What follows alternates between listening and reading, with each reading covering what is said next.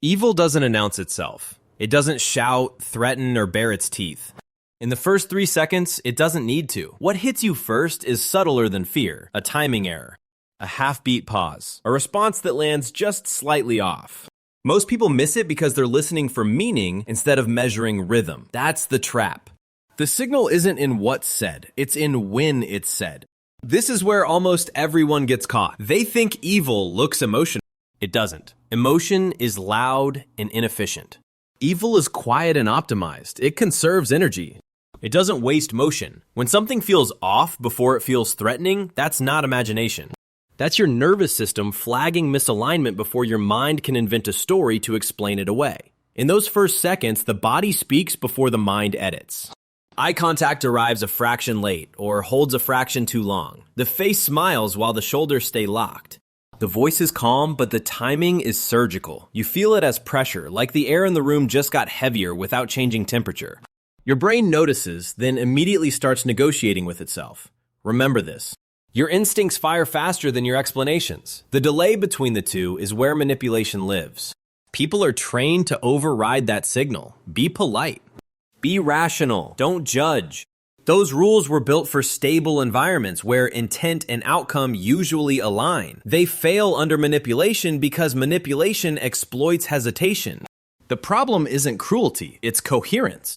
Benign people are inefficient. Their signals don't line up perfectly because they're not optimizing for effect. They contradict themselves. They hesitate. Their energy leaks. Evil doesn't leak. Tone, posture, pacing, everything aligns too cleanly. That precision feels impressive if you're watching content. It feels wrong if you're watching rhythm, and it gets worse. Once you miss the first 3 seconds, you start bargaining with yourself. You excuse inconsistencies as nerves, stress, context. Each excuse buys access. Access buys leverage. The interaction becomes asymmetrical before you realize a game is being played. By the time harm appears, it feels inevitable instead of intentional, as if it just happened. This mistake doesn't hurt you immediately. It hurts you later, when you realize you were being positioned. Evil doesn't rush. It waits for you to explain it away. It relies on your desire to be fair, open-minded, reasonable. That's why it often presents as calm, logical, even helpful at first. Urgency would reveal it. Patience hides it. Watch how quickly something settles into your space. Not physically, psychologically. How fast it assumes familiarity. How easily it occupies your attention. Benign presence expands slowly and unevenly. Evil presence stabilizes fast. It feels settled before trust has been earned. That's the tell most people miss. By the end of these first 3 seconds, nothing dramatic has happened. That's the point. No threat. No insult. No red flags you can screenshot. Just a quiet misalignment your body registered and your mind tried to smooth over. Spotting evil isn't about moral judgment. It's about noticing when coherence arrives too soon. Drop your city in the comments. I want to see where the survivors are watching from. And hit subscribe while you're here. By the second chapter, the pattern sharpens. If you want to spot evil fast, stop watching expressions and start watching timing. Timing doesn't lie. It can't rehearse under pressure. People can fake warmth, concern, even humility. They can't fake rhythm when the interaction stops going their way. Rhythm exposes intent before intent has language. This is the part most people get wrong. They look for anger. They should be looking for impatience. Anger is emotional and obvious. Impatience is controlled and revealing. Evil doesn't explode when delayed. It tightens, it compresses the interaction, trying to get back to the outcome it already chose. Evil is intolerant of delay. It wants results, not process. In conversation, it answers before you finish speaking, not out of enthusiasm, but to steer direction. Or it waits just long enough to appear considerate, then cuts in precisely when your thought weakens. The cadence is off by milliseconds. You don't consciously register it, but your body does. Your breathing shifts. Your attention narrows. Remember this, comfortable people don't manage your pace. They let it breathe. They adjust without noticing. Evil manages timing deliberately. It accelerates when it senses uncertainty. It stalls when control isn't immediate. The interaction begins to feel guided, even though nothing overt has happened. The problem isn't dominance, it's calibration. Benign people calibrate unconsciously. Their timing follows yours because they're present. Evil calibrates consciously. It tests timing the way a predator tests distance. Too close, it retreats slightly. Too far, it advances. The movement feels smooth, but the smoothness itself is the anomaly, and it gets worse. Evil mirrors just enough to pass. It laughs a beat late. It nods a fraction early. It repeats your words back to you, but slightly misaligned, like a copy that lost resolution. You feel acknowledged without feeling understood. That gap is important. It's where influence begins. This is where it turns lethal. Not because of violence, but because of consent. You start agreeing to things you didn't actively decide. You nod along. You respond faster than you intended. You follow a tempo that isn't yours. By the time you notice, your reactions are being anticipated. Anticipation becomes control. The mistake doesn't harm you today. It harms you when you confuse familiarity with safety. Familiar rhythm feels reassuring. It lowers defenses. Evil exploits that by synchronizing just enough to feel known, then subtly changing the pace. You adapt without realizing you're adapting to it. Watch how someone reacts to silence. Silence is expensive for evil because silence breaks timing. It forces recalibration. Benign people tolerate pauses. They think during them. Evil rushes to fill them or visibly tightens when they stretch. Who accelerates? Who pushes closure? Who seems irritated when nothing is happening? Those reactions are data. By now, spotting evil isn't about judgment or morality. It's about measurement. You're not asking, is this person bad? You're asking who controls the tempo. Timing reveals who's driving the interaction long before words do. And timing, unlike charm or intelligence, is very hard to fake for long. That's why timing is the tell most people miss, and the cleanest signal you have once the first 3 seconds are gone. By the 3rd chapter, the illusion finally cracks. Charisma stops being impressive and starts being suspicious. Not because charm is dangerous on its own, but because charm has a cost. It requires constant alignment, tone, posture, timing, narrative, all working together. When that alignment never slips, even under pressure, something isn't natural. Something is being managed. This is where most people misread the signal. They think confidence equals safety. Confidence feels grounding when uncertainty rises. It feels like relief. But confidence isn't the issue. Plenty of safe people are confident. The danger appears when confidence never wavers, never recalibrates, never shows friction with reality. The problem isn't confidence. It's coherence that never breaks. Benign people leak. They contradict themselves. They lose their thread. Their energy fluctuates with stress, fatigue, mood. Evil doesn't leak. It stays tight. Every detail supports the same outcome. Every explanation points in the same direction. The narrative never frays, even when it should. Remember this. Reality is messy. Control isn't. Reality forces revision.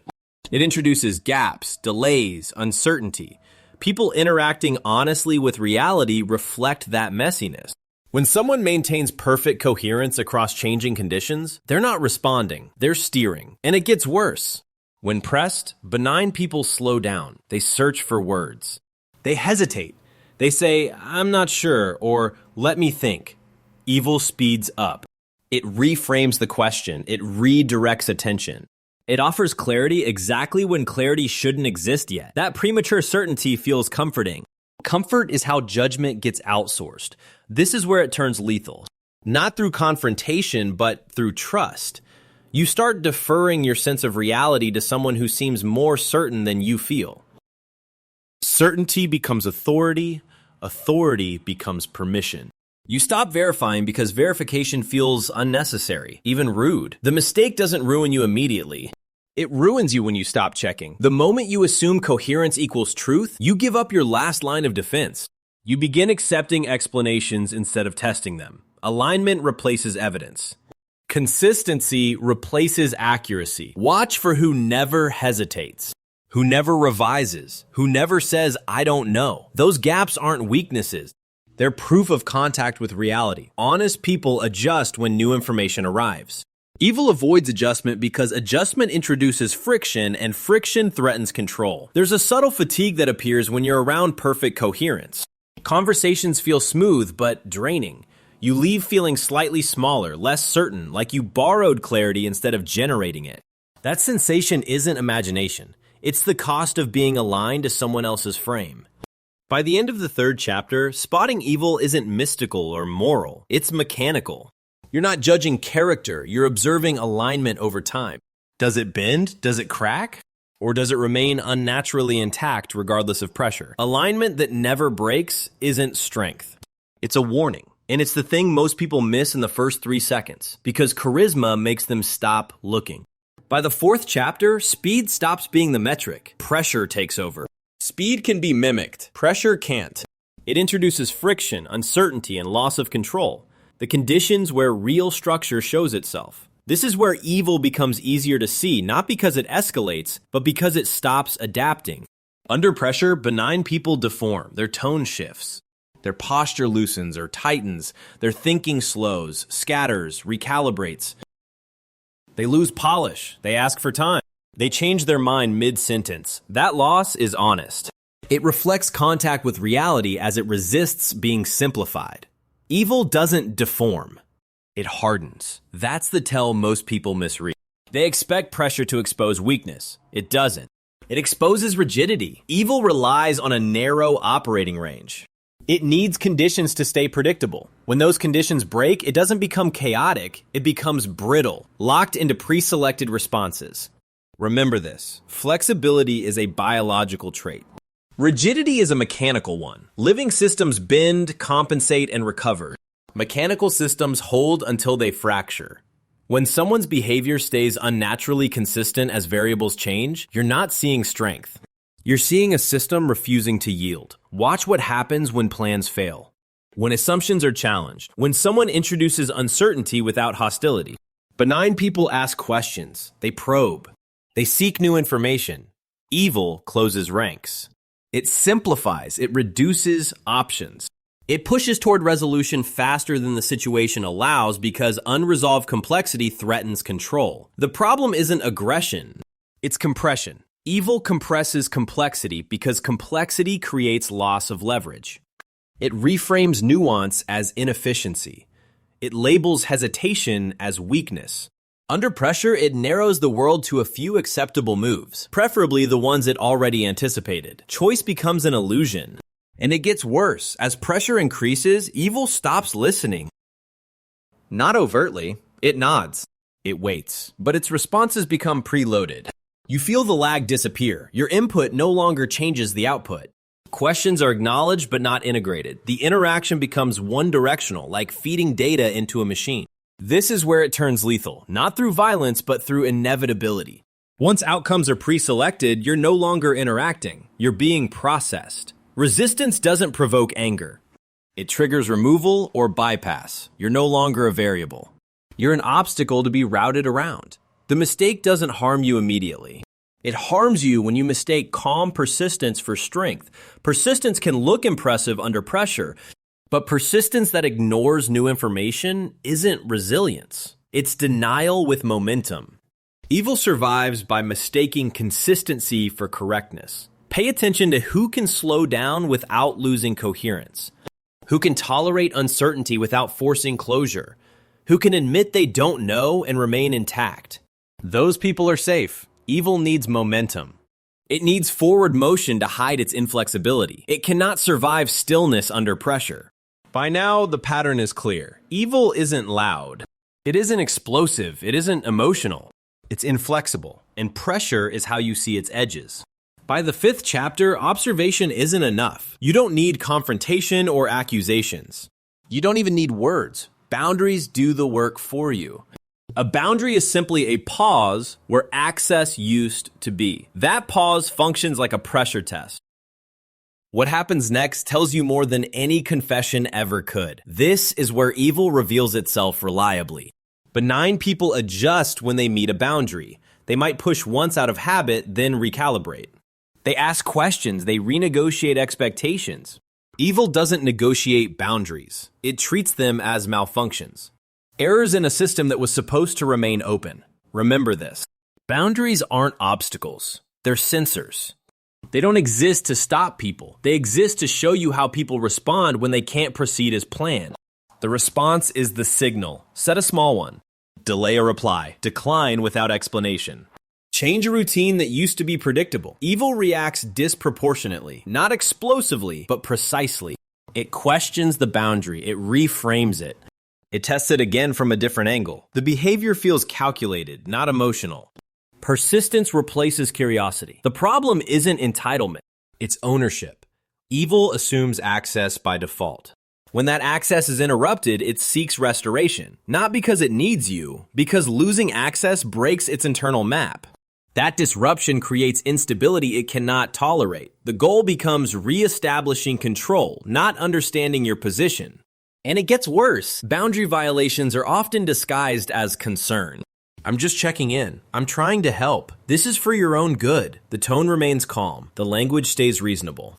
But the intent shifts. Your autonomy becomes the problem that needs solving. Resistance is reframed as confusion or immaturity. This is where it turns lethal.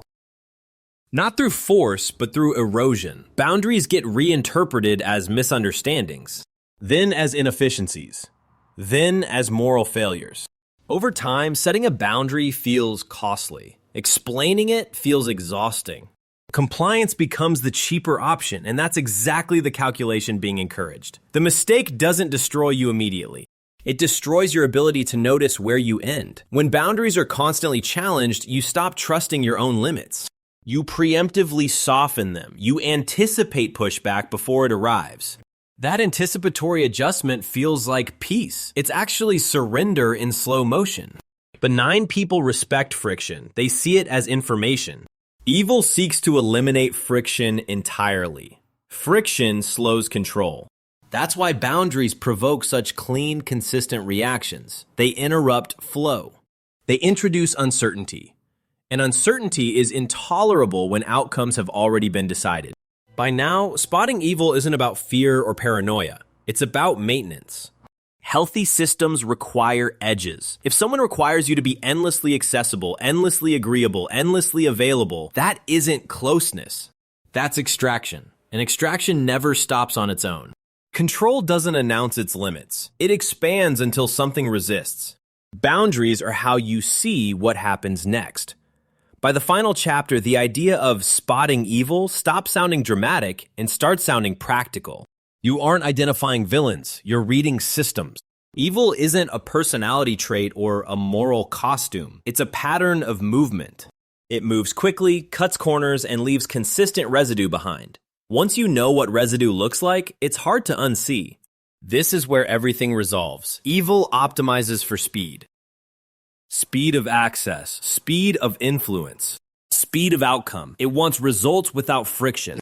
That speed demands shortcuts, and shortcuts always leave traces. Steps get skipped. Questions go unanswered. Emotional accounts never get balanced. What's left behind matters more than what was said in the moment. Remember this. Anything that moves fast leaves heat. Fast systems don't cool evenly. They create hotspots. After interactions, notice what lingers. Confusion that doesn't match the conversation. Fatigue that arrives without effort. Self-doubt that wasn't there before. Benign interactions can be messy, even tense, but they don't hollow you out. Evil ones do. The problem isn't harm. It's displacement. Evil displaces responsibility onto you. If something feels wrong, you're told you misunderstood. If you resist, you're labeled difficult, sensitive, or uncooperative. Outcomes are fixed. Explanations stay flexible. Over time, you stop trusting your read of events and start relying on theirs. And it gets worse. Evil rewrites your internal timing. You begin responding faster than you intend to. You explain more than you should. You anticipate reactions that haven't happened yet. That anticipatory behavior feels like adaptation. It's actually conditioning.